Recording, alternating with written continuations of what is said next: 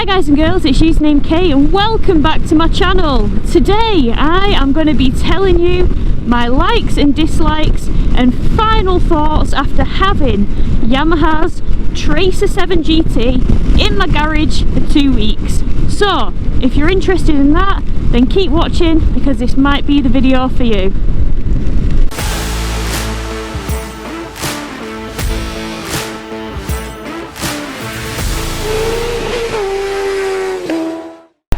So guys, hopefully you will have seen my first impressions, thoughts on the Yamaha Tracer 7 GT. For those of you that are new to the channel or may have missed it, I have quite excitingly partnered up with Paddock Motorcycles. Now they are a Yamaha dealer based in Congleton, and for the remainder of 2023 and hopefully 2024 I will be getting all my Yamaha bikes off them, so I am hopefully gonna have Yamahas on tap for the channel, which is great news because they have so many cool models coming out this year, not to mention the XSR 900 GP. Oh my god. Anyway, back to the subject matter at hand. They've lent me the Tracer 7 GT and I have been putting some miles on this baby. So I rode it back from Paddock again. All my trips on this bike have been minging weather. I haven't really had a dry day on it, but it is December, so. But yeah, I picked it up, very cold temperatures, and I even rode to Cadwell Park on the 30th of November for a track day. I didn't actually get to take this on the track because the Yamaha got iced in, blocked in the car park by ice, as it wasn't very good overnight. What a guy. Hey, he got away. Oh, it's windy.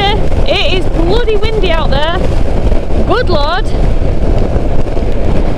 Let's hope I can stay on this and not get blown over, as it's quite wild. Woo! I don't know if you guys can see this, but I'm getting battered. I have got my ice heated gear on, but I am lovely and warm, so that's nice. Oh, I've not actually put my gloves on. Whoa! I'm getting pushed over to that white line. Oh my god! Can you guys see this? I am literally getting pushed from pillar to post. This giveaway may well be very interesting. Hopefully I don't have to stop. Oh, beautiful. Well, that just worked out right, didn't it? Whew, okay, so I spent plenty of time with this bike, ridden it in diabolical conditions, 3 hours non-stop in the 4 degrees and under, which wasn't particularly pleasant, but we did it, we got there. And I'm happy to report back some things about this bike. I'll be brutally honest. I'll say the things that I like and the things that I don't like so much, but I would just like to start by saying, first of all, it has been a cracking bike to have access to, especially somebody of my build and stature. You know, I'm 9 stone, I'm 5'4", I've got a 29-inch inside leg measurement, so when it comes to motorcycles I'm not best really prepared with life's lottery of genetics, but this bike has been easy and breezy and just a great bike to have access to when I need it. First thing I like about it, the motor. The motor is wicked. 72 brake horsepower. I know a lot of you might stick your nose up in the air at that power figure, but for real world riding, day-to-day riding, you know, like I say, I even rode to Cadwell, which was 3 hours away, and I actually didn't feel like I needed more power doing the legal speeds.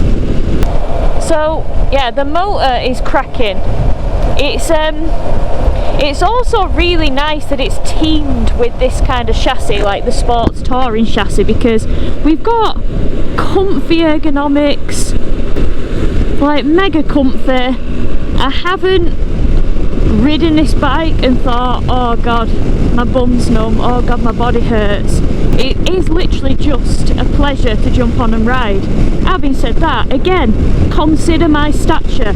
If you're considerably better proportion than I am, or a bit of a unit, it's always wise to do a test ride before you do anything, or even look at YouTubers who, you know, kind of you can relate to more in terms of size. Obviously I can give you my opinion to the best of my ability, but I am still just a dweeb.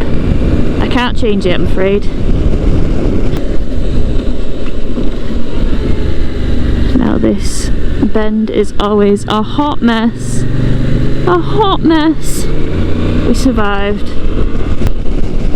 Again, from a comfort perspective, I love the height of the screen.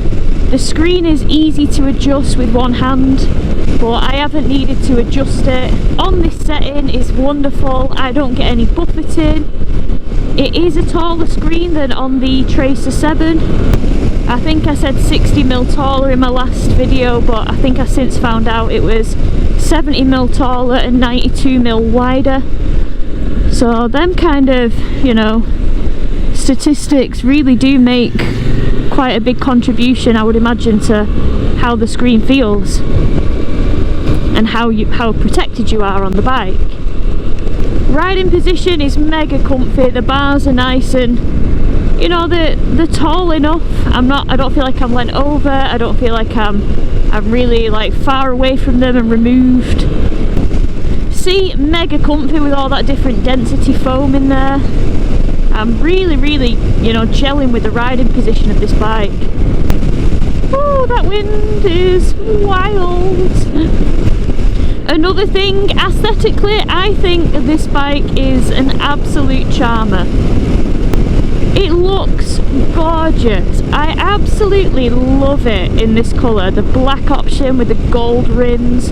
I actually really like the Icon Performance colour as well. I think the thing that the colour option that I don't like is that Phantom Blue. I've looked at it more online and I would have just preferred a strong Yamaha blue as a third option, because I think that would have sold in the bucket loads. But I feel like they come to the UK from Japan with all these weird ass colours in that, you know, sometimes I don't think all of them are a hit. But it's all subjective, isn't it? The world would be boring if we all like the same stuff. The panniers have been fantastic for storing stuff in. When I went to Cadwell, I packed them with quite a lot of stuff. They don't quite fit a full face helmet in from my experience, and also my shell size is possibly one of the smallest shell sizes you can get, and I couldn't shut it and I didn't want to force it. So I can imagine if you've got a bit of a bigger Swede than I have, you might really struggle. I don't think you'll shut it, but still good panniers.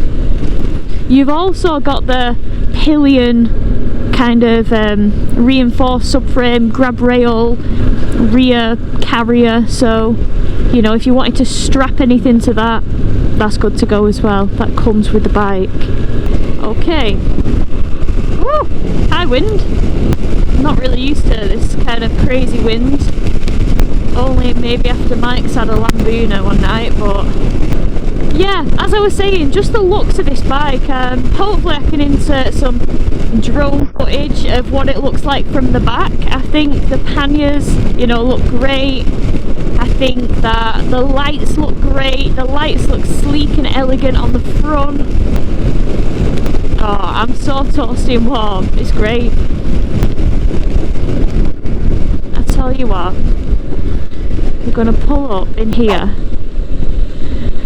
just for a brief little moment, because for those of you who haven't seen my previous video,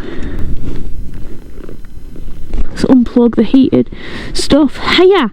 Okay, give this a little wipe so you guys can see There we go, it's not too bad. Wow, it is dismal. Okay, so that is what she looks like to begin with. If you guys haven't seen my first impressions, there's a lot more close-ups, B-roll footage on there. But this is my final thoughts, so, you know, we're just going to wrap it up with a little look. Now, this is what I mean about the lights.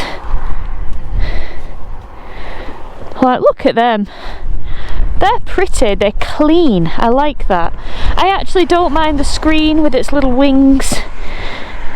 I actually really like the indicators, how they're tucked in under these bizarre little handguards that seem to do the job quite nicely, but they do look very alien-esque, and I'm not mad at that. I love this little detail in here with the pads that come with the GT. It says Tracer, got a nice twisty road. The seat is plush enough. Great grab rails for a pillion. Not that I've experienced it as a pillion. The booty be wide. Oh god, look. Still got the lines on the tyres. I was riding this in 0 degrees as well, which is a bit grim. But yeah, we've got twin discs on the front.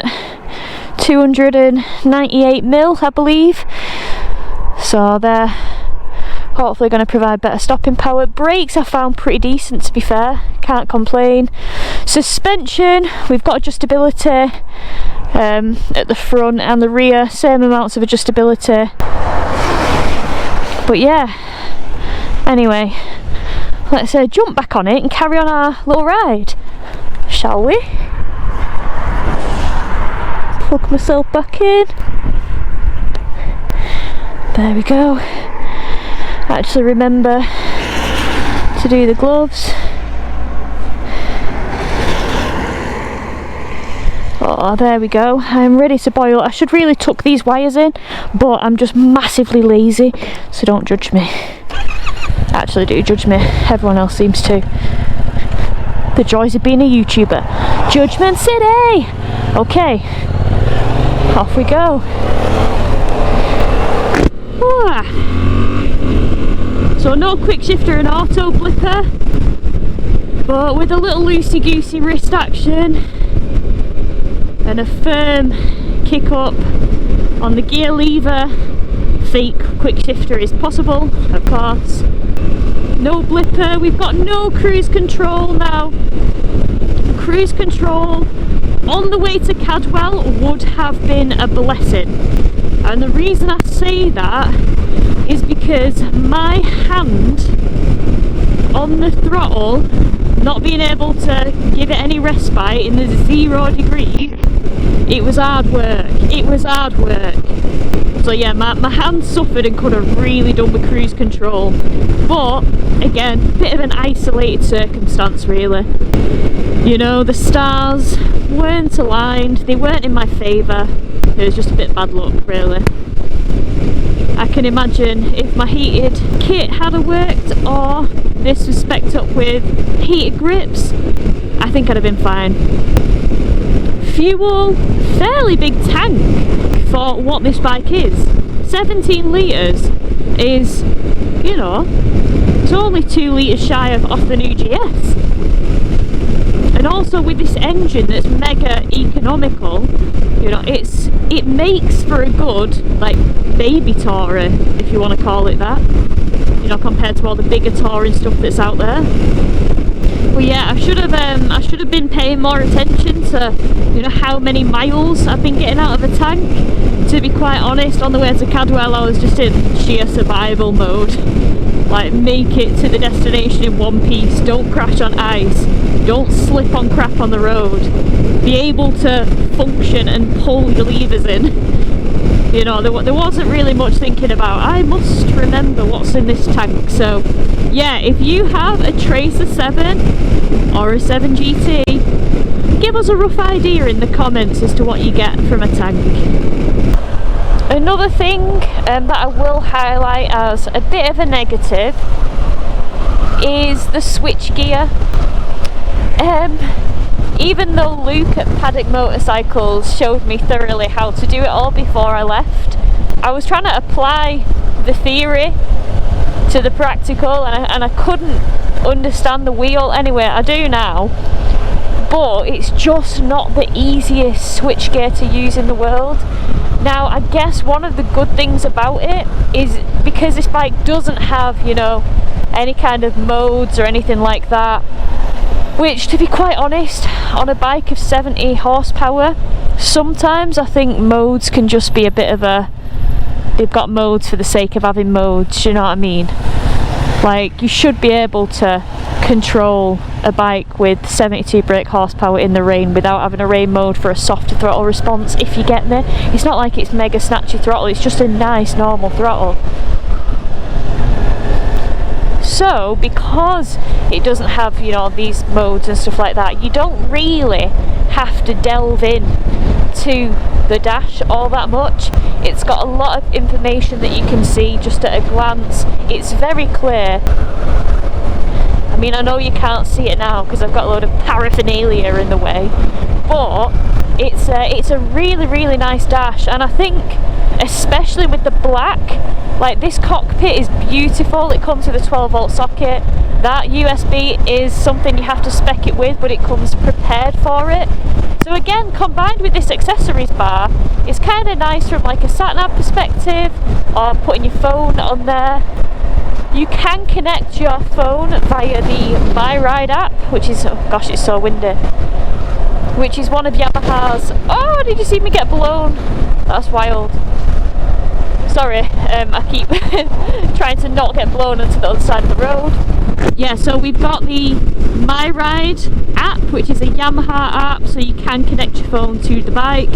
That's not something I've personally tried because normally I just have my phone in my pocket and I'm connected to my Cardo headset and just kind of do what I need to do through there. But if you don't have that, then that is an option for you. It does have that kind of connectivity. So another thing that I've noticed, again, I'm trying to get all my bad bits out of the way. I say bad in inverted commas because I actually really like this bike. In fact, I'd go so far as to say I'd probably have one. Like, just for easy life purposes and, you know, an unproblematic, manageable, lovely motorcycle that looks clean, looks sleek. You know, I'm mega impressed with this bike. But yeah, it's just got a little bit of free play in the throttle, which is a little bit weird. It's a little bit strange. But again, it doesn't impact when riding. You've still got a decent throttle response. So far, yeah, really, really enjoying this bike. And I think in my last video I had the question, is this one of the best sub 100 brake horsepower sports tourer available? I mean, I last rode the Triumph Tiger Sport 660 a good while ago. It's not fresh in my mind, but certainly given all the things that I pointed out in this video, I think it certainly could be. Right, well, on that note guys, I'll love you and leave you. If you found this video useful, please consider hitting that subscribe button.